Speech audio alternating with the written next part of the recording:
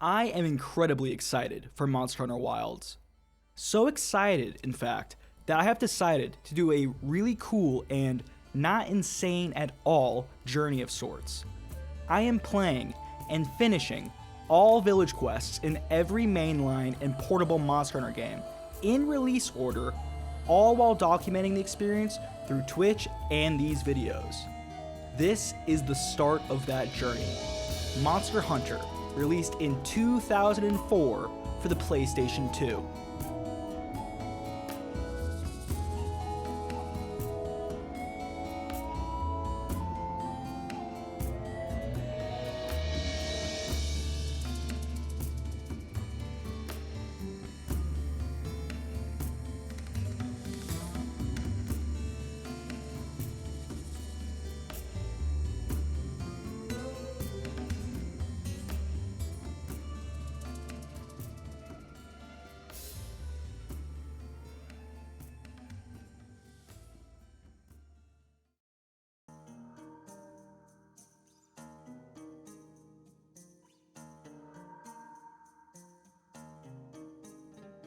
Before we get into the game proper, here's a little bit of personal context so you know where I'm coming from with this video. My first game of the series was Monster Hunter Freedom 2 on the PSP. I don't remember the exact year I got it in, but I must have been around 9 or 10. I saw the case for the game in Toys R Us, and more importantly, I saw that it was within my budget for something from the store, so I asked to see the case. I saw that you could have all kinds of weapon and armor to customize your hunter, and at that point it was pretty much a wrap. Kid me was obsessed with character creation, to the point where I would play really shitty, free-to-play MMOs, just to see what kind of character I could make. Once I saw the back of the box, I knew I had to get it. The game would prove to be the perfect drug for my prepubescent mind. I vividly remember flipping through the manual in the back of the car on the way home, reading the same tips over and over again, already being immersed into the game's world before I even put the UMD in the PSP. One issue though, I sucked hard at it. Despite the hundreds of hours I must have sunk into it, I don't think I ever beat it as a kid. All this is to say, I have a long history with the franchise. Ever since Freedom 2, I've been picking up the games whenever I could and playing the hell out of them. While I'm not great at them, I am deeply familiar with the series and love it dearly. However, none of that would really prepare me for Monster Hunter 1, a game which had me questioning if this little journey would be worth it at all.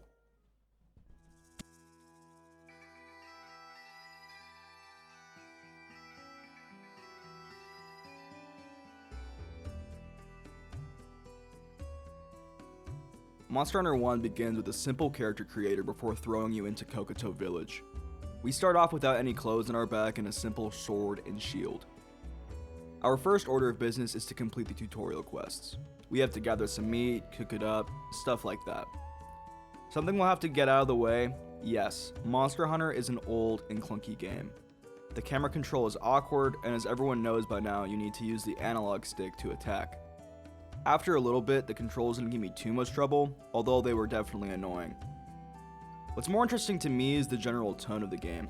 It's a multiplayer focused game, obviously, which I didn't really engage with because I only did the village quests, that has you and your party taking down monsters in several different maps and collecting parts to make gear in order to raise your stats. The series has maintained this throughout all of the mainline games. What's truly different is the pacing and the atmosphere.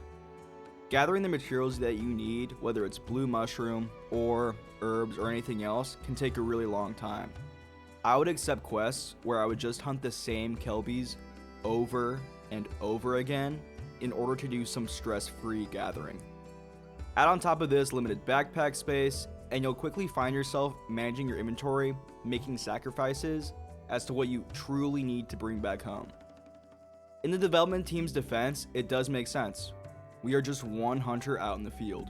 We only have so much energy in the day to complete our tasks, and it's not like we could carry unlimited items. It leads to the game really emphasizing preparation for each major hunt. The first large monster quest, Velocidrome, teaches you this by giving you 4 flash bombs in the first quest you encounter it. Subsequent large monster hunts don't give you that many, usually just providing you with 2 flash or sonic bombs. It's like the developers are winking at you. Remember how nice it felt to have extra flash bombs on that quest? Maybe you should figure out how to bring more. It's not a perfect system, and it's also pretty exploitable via the quest system. By the end game, I would simply replay the same Velocidrome quest over and over again and save the flash bombs to bring them on my next quest rather than actually craft them. But you can see the developers are really trying to nail that feeling of survival and, more importantly, improvisation during a fight. More on that later. The first major challenge that the player encounters in this game is Yankaku, the weird tweaker chicken dino wyvern guy. This dude was a menace to me as a kid in Gen 2. He's super erratic, so sometimes it's hard to get a feel when he's going to initiate a charge attack. Add on to this the fact that I have no idea how to use flash bombs effectively, and you have a recipe for failure. I gave it my best shot and definitely came into the fight underprepared and overconfident. We get our ass handed to us and are forced to be a little more prepared for the second attempt. A side note here, the jungle is truly beautiful. I love how lush it is, although it can definitely impair gameplay to a certain degree. It sets up the atmosphere in some zones amazingly, creating moments where you're trying to peer in the distance through all the foliage just to get a grasp on where the monster might be. Truthfully, with some patience, the fight is very doable. The main issue I had was overconfidence and overestimating the amount of time I had to get some attacks in before I'd need to run away. With playing it safe and being a little more prepared, we take him down, and it cements our status as a hunter with at least some legitimacy. The large monster that comes next still haunts me.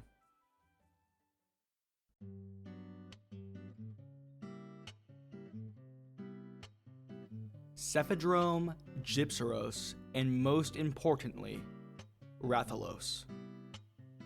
These guys are tough. I already have nightmares about Piscean liver quests, and now I have to relive that trauma in the magnificent Gen 1 package. The first of this bunch that we have to fight is Cephadrome. In typical Drome fashion, he's just the big boss version of the Cephalos monsters, who are already annoying in their own right. The main issue here, to me, seems to be RNG. I'm not nearly good enough to consistently do the move where you launch the monster out of the sand with your weapon, so I had to consistently use sonic bombs in order to have a chance to make contact with Cephadrome. That, or wait till he rears his stupid ugly head to hit. Sometimes I feel like I would launch him out only for him to immediately retreat back into the sand.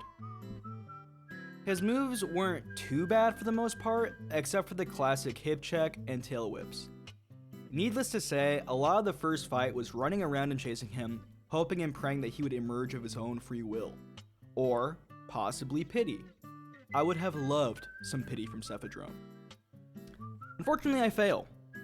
I realize if we are going to stand a chance at finishing this quest, we'll need a lot more sonic bombs. So, in typical old school Monster Hunter fashion, we prepare. I'm torn on this. On the one hand, I love how the game truly rewards you for being prepared.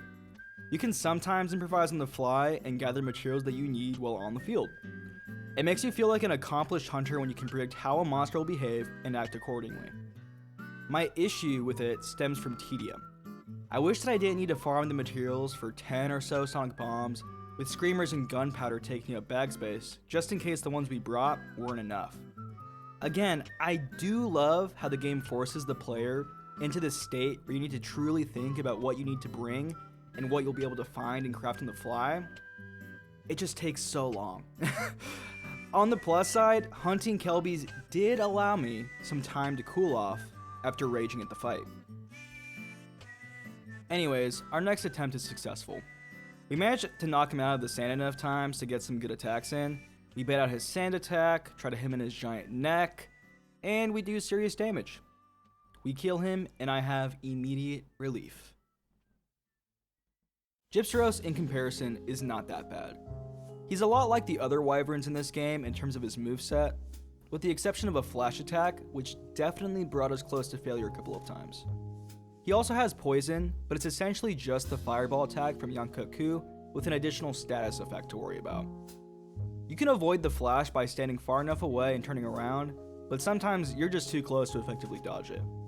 You can also stagger him out of the animation and avoid the move that way, but I don't think I ever effectively did that in this iteration of the fight. Something else that I love about Gypsaros is that at a certain point, he can play dead. In this fight, I got lucky and I managed to avoid his follow-up attack when he wakes up, but I've definitely been burned by it before. Overall, I like the fight a lot. The atmosphere of the swamp is cool, and I love the fog effect. Similar to the jungle, there are a couple of zones where you really have to strain your eyes to see if there's a monster lurking in the distance. And to me, it just elevates the map design in such a cool way. Another fun thing about this fight is that the small monsters here actually help you out. A lot of times they'll be trying to attack you, but if you're too close to Gypsyros or he's in the way, he'll take the damage for you. Kind of a nice thing for him to do. With a couple of close calls, we managed to avoid carding 3 times, and we can head on to the true casual filter, Rathalos.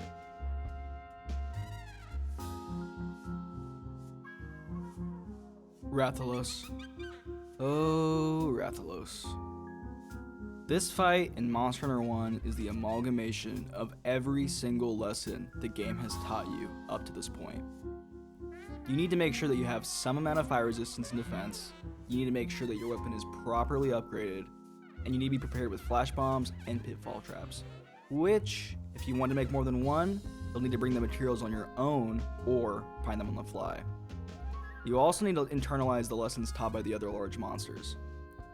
If you can believe it, I was not prepared. In any way, really. I knew that it would be a challenging fight, but I still persisted. I mean, how bad could it possibly be? I had no idea.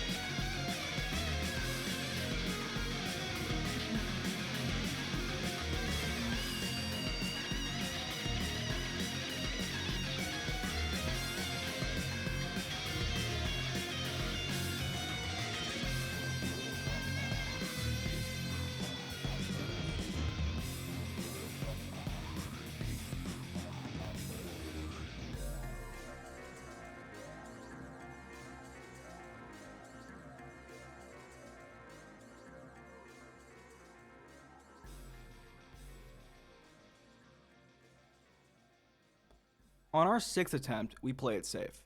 We try to avoid as many of his attacks as we can. We use flash bombs to get some consistent damage in. We try to avoid Zone 9 as much as we possibly can. And honestly, even with all of that, we still cut it extremely close. Towards the end of the fight, Rathalos retreats to his nest to take a nap. Lots of monsters do this when they've taken too much damage, and it's a behavior that persists to this day in the series. How did we possibly manage to beat this at our skill level? Well, essentially, we get lucky. Rathalos is caught in a loop where we do some damage to him, leave the area, and then wait for him to get tired again. This allows us to get a few hits every now and then in a relatively risk-free way. His nest is a really small area to fight in, and one bad charge could cost us the quest. With time running out, we have to play it a little risky. We can't afford to throw this quest away. So we do as much damage as we possibly can, and to my utter shock, we win. Killing Rathalos gave me the same feelings of relief and accomplishment I recently experienced upon killing Mesmer in Shadow of the Erdtree. That might seem like insanity, but I felt so rewarded for succeeding that quest. In that moment, I felt unstoppable. All the tedium of gathering, all the stress of him flying around and avoiding touching grass, all of that vanished once I saw that I won. I truly felt unstoppable.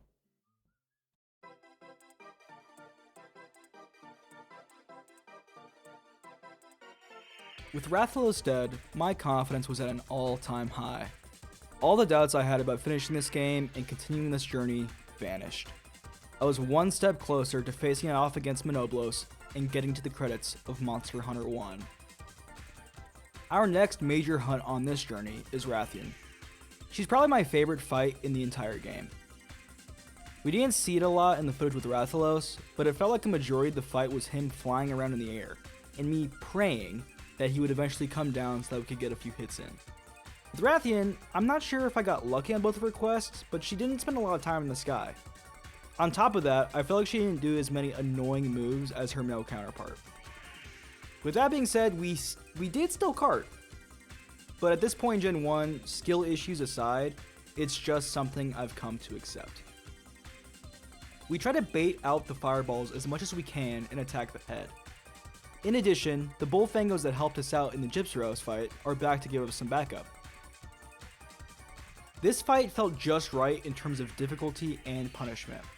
I definitely made mistakes, but the fight never felt unfair like it sometimes did with Rathalos.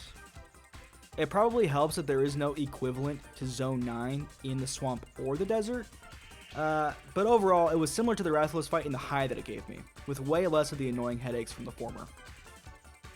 In killing Rathian, my confidence as a hunter was at an all-time high. A hunt completed on the first attempt? That hasn't happened since Velocidrome. I was actually improving at the game as I was playing it. Pretty shocking, I know, especially after rewatching some of these clips. Basarios is our next fight. He's hiding along some rocks in Zone 2, in the newly unlocked Volcano map. This fight was okay. He's really easy. Even with my relatively blunt sword, the deflect damage was enough to take him out with little trouble. He also shares a lot of moves with the other wyverns in this game, mainly the trifecta of Charge, Bite, and Tail Whip. He has a unique move where he expels poison gas that can get the player, but there are plenty of places that you can hide.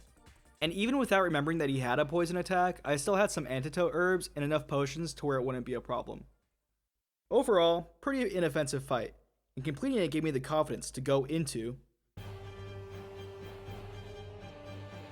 If you want a fight that lives up to the horror stories of old school Monster Hunter, I think it's gotta go to Plesioth. I can't tell you enough how much I was dreading this moment. And when I finally got to it, it was just as bad as I remembered in Gen 2. This dude is a straight up menace. There's just no other way to describe it.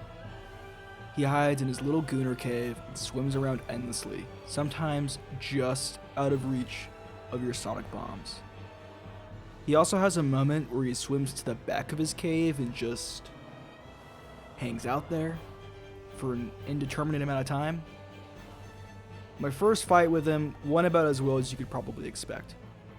I wasted all of my sonic bombs, got my ass hip checked and swung a couple of times, and spent a really long time kind of just chasing him around. The hip check is truly legendary, by the way. Is it a little overblown? Kind of. But there were some moments where I looked at my monitor not in shock or rage, but flat out apathetic acceptance that this was going to be my reality for the next few hours. The second attempt was arguably worse because I spent the entire time running around before I got timed out. On the third attempt, I learned something. The kind sages at GameFAQs revealed to me that you could actually use a frog to catch Plesioth when they retreat to the back of the cave. Okay, sounds cool, I'll grab a frog on my way to his cave. There was only one frog though that I managed to get. I sure hoped it was enough. The fight is truly not that bad if you have the frog and sonic bombs. Memes aside, you can just bait out his water blast attack and then go in for some hits. The biggest pitfall in this fight comes in the form of greed, like lots of these sort of games. None of that took away from the pure joy at finally taking this bastard out.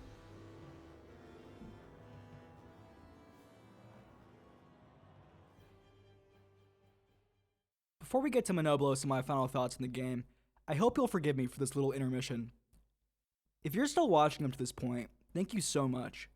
I had a ton of fun streaming this game and making this video, so I really appreciate any of you taking the time to sit down and engage with it. Monster Hunter is a series that's been pretty important to me throughout my life, and it's strangely cathartic to be able to share that with you guys. I never imagined how much I would love making a video like this. If you've enjoyed what you've seen so far, like and subscribe. I'll be persisting with this challenge well into the next year, I imagine, and I hope you'll join me on this journey leading up to the release of Wilds. Also, a little side note, I have a subscriber challenge. It's a long shot, which might be why I'm setting it so high. But if we can reach 1,000 subscribers by the time I finish the village quest of Monster Hunter Freedom Unite, I will also solo the G rank quest in that game. What's my logic for such a high target? Meh, why not aim high? Anyways, thanks again, and let's finish this game.